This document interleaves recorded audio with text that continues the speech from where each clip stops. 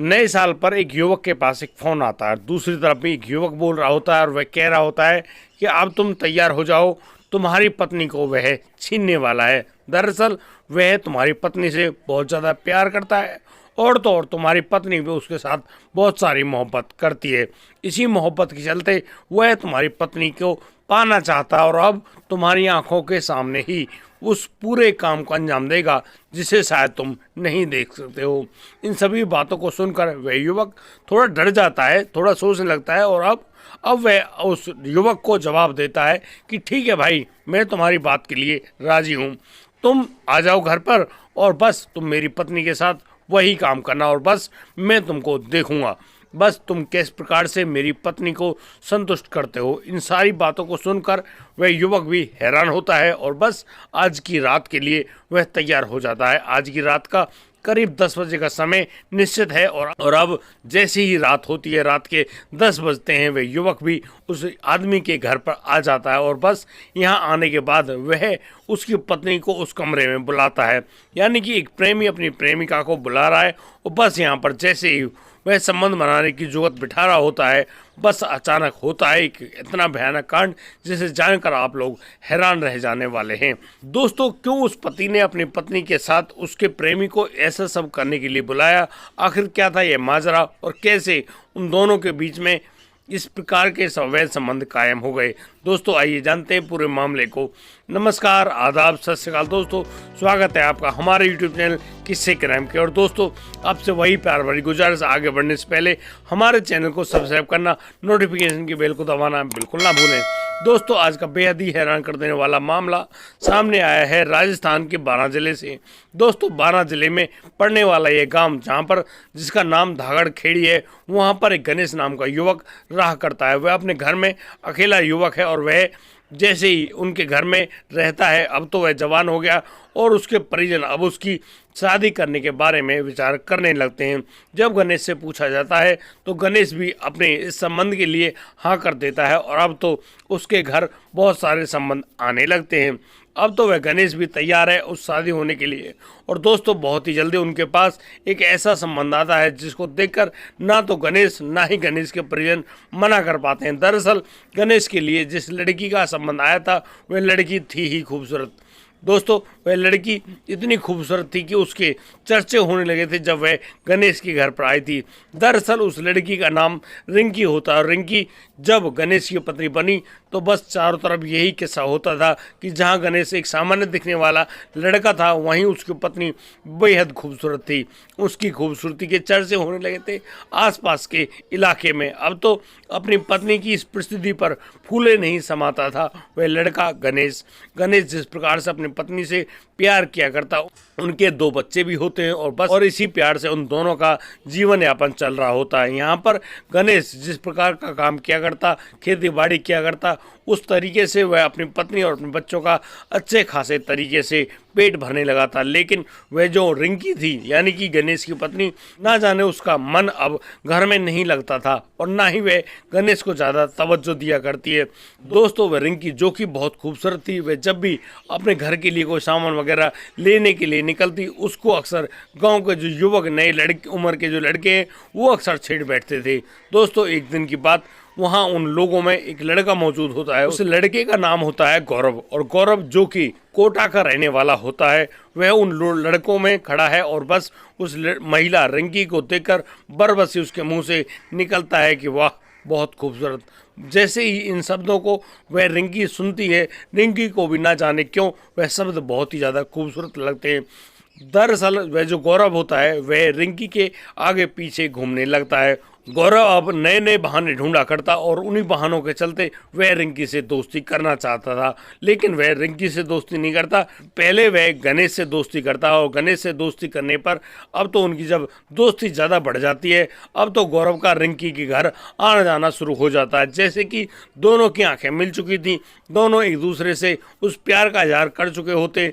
अब तो गणेश जब अपने काम के लिए बाहर जाता, जब उसके बच्चे पढ़ने लिखने के लिए जाते, अब तो वह जो गौरव है वह रिंकी के बुलाने पर उसके घर चला जाया करता और बस वहीं पर उन दोनों के बीच में वही अवैध संबंध कायम होने लगते। और दोस्तों इन्हीं अवैध संबंधों के चलते दोनों एक दूसरे के प्यार में इस कदर पागल हो गए थे, यानी कि उनको जब भी मौका मिलता तब भी वो लोग एक दूसरे के साथ शारीरिक संबंध बनाया करते। इस प्रकार से जब उनका यह प्यार पनपने लगा था, अब तो वह रिंकी उस गौरव से कहने लगी थी कि वह तुमसे बहुत ज़्यादा प्यार करती है, वह अब इस गणेश के साथ नहीं रहना चाहती। कुछ ऐसा करो जिसके तहत वो हमेशा तुम्हारे साथ रहे और तुम्हारी पत्नी बनकर रहे। इन बातों के लिए राजी हो जाता है वह गौरव, और गौरव अब सोचने लगता है कि वह उस गणेश के साथ इस पूरे मामले को बता दे और उससे उसकी पत्नी को मांग ले, क्योंकि गणेश उसके बारे में अच्छे ढंग से जानता है। बस इस बात के बारे में सोचते हुए और वह गौरव अक्सर उस गणेश के पास फ़ोन किया करता है और उससे कहता है कि भाई अपनी पत्नी को मुझे सौंप दो, तुम्हारी पत्नी मुझसे बहुत ज़्यादा मोहब्बत करती है। इन बातों को सुनकर वह गणेश हक्का बक्का तो रहता है, लेकिन वह बहुत ज़्यादा कुछ सोचने के बाद वह मन ही मन में कुछ अलग प्रक्रिया सोच लेता है। जैसे ही सन 2025 का आगाज़ होता है, यानी कि 1 जनवरी के दिन जब वह गौरव उस लड़के यानी कि गणेश के पास फ़ोन करता है और उससे उसकी पत्नी का हाथ मांगता है, तो यहाँ पर वह जो गणेश है वह राज़ी हो जाता है और वह कहता है कि ठीक है गौरव, आ जाओ, मैं देखता हूँ कि तुम किस प्रकार से मेरी पत्नी के साथ संबंध बनाते हो और उसको अपने साथ भगा कर ले जाना चाहते हो। मैं देखना चाहता हूँ कि कैसे तुम रिंकी को संतुष्ट करते हो। बस इन बातों की जैसे ही सुनता है गौरव, अब तो वह अपने 3 दोस्तों को लेकर वहाँ पहुँच जाता है धाकड़खेड़ी गाँव में, और वहाँ जाने के बाद वह अब उस रिंकी के घर पर भी पहुँच जाता है। वह अपने तीनों दोस्तों को गांव के बाहर खड़े करके आता है, यानी कि उनको छोड़ कर आता है और कहता है कि जब मैं फ़ोन करूं तब तुम वहां आ जाना।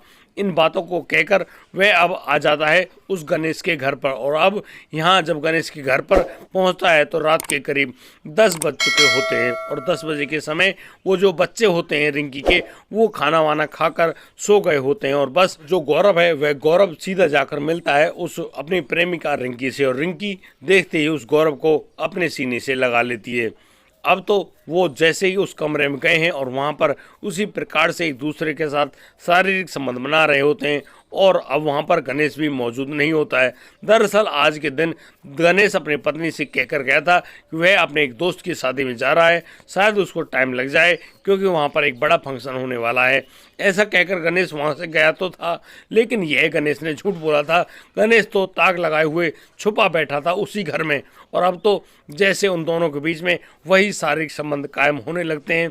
अब तो जो गणेश है उससे नहीं रहा जाता और वह बस अब उस कमरे में अंदर दाखिल हो जाता है, और जो कि हाथ में एक धारदार हथियार लिए हुए होता है, बस उस लड़के यानी कि गौरव के सर में दे मारता है। दोस्तों जैसे ही वह वार उस गौरव को लगा है, गौरव वहीं पर बेहोश होकर गिर जाता है। गौरव के गिरने पर अब तो यहाँ वह जो आदमी गणेश है उसका गुस्सा शांत नहीं होता है। यहाँ पर उस गणेश की जो पत्नी रिंकी खुद उठकर उस लड़के यानी कि गौरव को बचाने की कोशिश करती है। अचानक वह जो गणेश है वह अपनी पत्नी यानी कि रिंकी के सर में भी उस हथियार को दे मारता है, और दोस्तों इसी प्रकार से वह अपनी पत्नी रिंकी और अपनी पत्नी के प्रेमी यानी कि उस गौरव की वहीं उसी कमरे में उसी बेड पर दोनों की हत्याएं कर देता है। और अब वह अपने फ़ोन को स्विच ऑफ करता है क्योंकि उसको डर होता है कि अब हो ना हो पुलिस आ जाए, लेकिन वह अब यहाँ से लापता हो जाता है अपने दोनों बच्चों को सोते हुए घर में छोड़कर। दोस्तों अब तो वह जाकर कहीं छुप गया है, उसके बारे में किसी को कोई जानकारी नहीं है। अब तो वो जो 3 लड़के हैं जो कि गौरव का इंतजार कर रहे होते हैं, जब गौरव काफ़ी देर तक नहीं आता है तो वो लोग अब वापस लौट जाते हैं गौरव के घर पर और गौरव के भाई को सूचना देते हैं कि तुम्हारा भाई ऐसे ऐसे वहाँ पर गया है, लेकिन वह अभी तक यहाँ नहीं मिला है, ना ही उसका फ़ोन मिल रहा है। अब तो गौरव की सुनकर इस बात को गौरव का भाई सीधा पुलिस स्टेशन पहुँचता है सुबह के 4 बजे, और वहाँ जाकर पुलिस प्रभारी को कहता है कि उस थाना प्रभारी को कहता है कि तुम जल्दी से चलो उस जगह उस गांव धागड़खेड़ी में, और वहां पर उसके भाई के साथ कुछ गलत हो गया है। दोस्तों वह लड़का अब पुलिस को लेकर सीधा पहुंचता है उस गणेश के घर पर, और यहां जाने के बाद वह जैसे ही पूरे हालात को देखता है तो उसके पैरों तले ज़मीन खिसक जाती है। दरअसल वहां मामला ही कुछ ऐसा था कि उस बेड पर वह जो रिंकी है वह भी अर्धनग्न स्थिति में मृत पड़ी हुई है, और वहीं वह जो लड़का यानी कि गौरव है वह सिसक रहा है। पुलिस अब उस लड़के गौरव को उठाकर जैसे ही हॉस्पिटल के लिए भागती है, रास्ते में ही गौरव भी दम तोड़ देता है। दोस्तों, इस प्रकार से अब तो यहाँ पर जो हत्याएं हुई हैं, उन हत्याओं को करने के बाद जैसे कि वह हत्या आरोपी यानी कि वह जो गणेश गायब हुआ है, पुलिस पूछताछ में उस गणेश के घर के बारे में जानकारी जुटाती है, उस गणेश के फ़ोन नंबर्स के बारे में भी जानकारी जुटाती है और अब उसके पास फ़ोन करती है तो लेकिन यहाँ पर गणेश का नंबर भी स्विच ऑफ होता है। दोस्तों, पुलिस काफ़ी ज़्यादा हैरान परेशान तो होती है, लेकिन अब तो वह जो तकनीकी उपकरण है उनका सहारा लेती है, उनके मोबाइल नंबर को सर्विलांस पे लगाती है तो उसकी जो लोकेशन है उसी गांव के खेतों में मिलती है। अब तो पुलिस चुपके से उस लड़के यानी कि गणेश का पीछा कर रही होती है और फिर जहां पर उसकी लोकेशन होती है वहां पर पहुंचकर एक सरसों के खेत से उस लड़के यानी कि गणेश को गिरफ्तार कर लिया जाता है। दोस्तों, जहां एक और उस गणेश पर 2 हत्या करने का आरोप लगाया है, वहीं उस लड़के यानी कि गणेश को जेल भेज दिया गया है, लेकिन उसके घर में वो 2 बच्चे बिल्कुल अनाथों की भांति रह गए, क्योंकि ना तो गणेश के घर में कोई और व्यक्ति था, ना ही उसका कुनबा बड़ा था और ना ही कोई ज़्यादा बड़ा माहौल था। यानी कि दोस्तों, जहां एक और वह रिंकी अपने सभी ख्वाबों को पूरा करने में जुटी हुई होती है, वहीं दूसरी ओर वह जो गौरव है, जिसको वह प्यार यानी कि उसकी हवस का पूरा सौदा मिल रहा होता है, वह उसके प्यार में पागल हुआ पड़ा था। और वहीं दूसरी ओर जो गणेश है, वह उस आदमी, उस लड़के गौरव से अपनी पत्नी के साथ इस प्रकार के प्रेम संबंध बनाने का खामियाजा भुगतने की सजा देता है।